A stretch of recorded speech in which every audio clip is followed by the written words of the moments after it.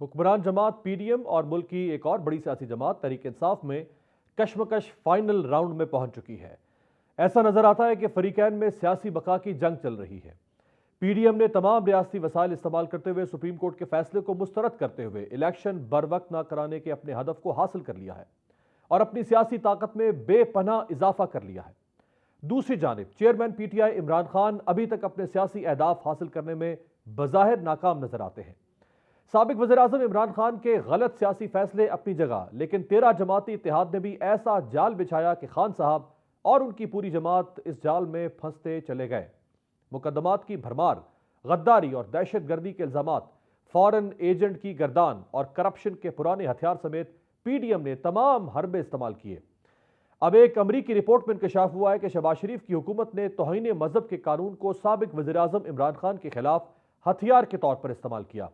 امریکی ادارہ برائے عالمی مذہبی آزادی نے اپنی سالانہ رپورٹ میں انکشاف کیا ہے کہ 2022 میں پاکستان میں مختلف سیاسی جماعتوں نے اپنے سیاسی حریفوں پر توہین مذہب جیسا حساس الزام عائد کیا۔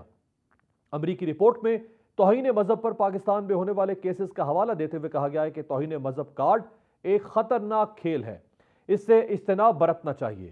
دوسری جانب گزشتہ روز نگران حکومت پنجاب کے وزیر اطلاعات عامر میر نے پریس کانفرنس کرتے ہوئے ڈیڈ لائن دی تھی کہ زمان پارک میں 30 سے 40 دہشت گردوں کو حکومت کے حوالے کر دیا جائے۔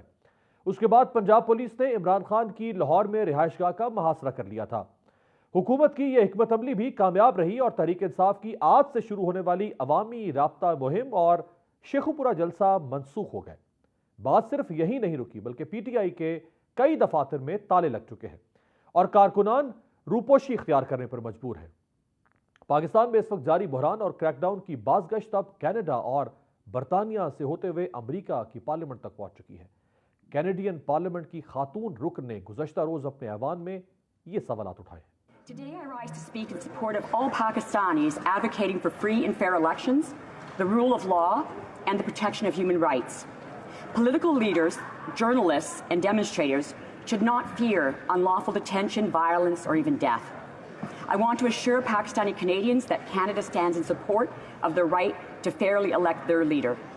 اسی طرح امریکی کانگریس کے 66 اراکین نے وزیر خارجہ اینٹنی بلنکن کو خط لکھا ہے جس میں پاکستان کی موجودہ سیاسی صورتحال اور سیاسی مخالفین کے خلاف کریک ڈاؤن پر تشویش کا اظہار کیا ہے۔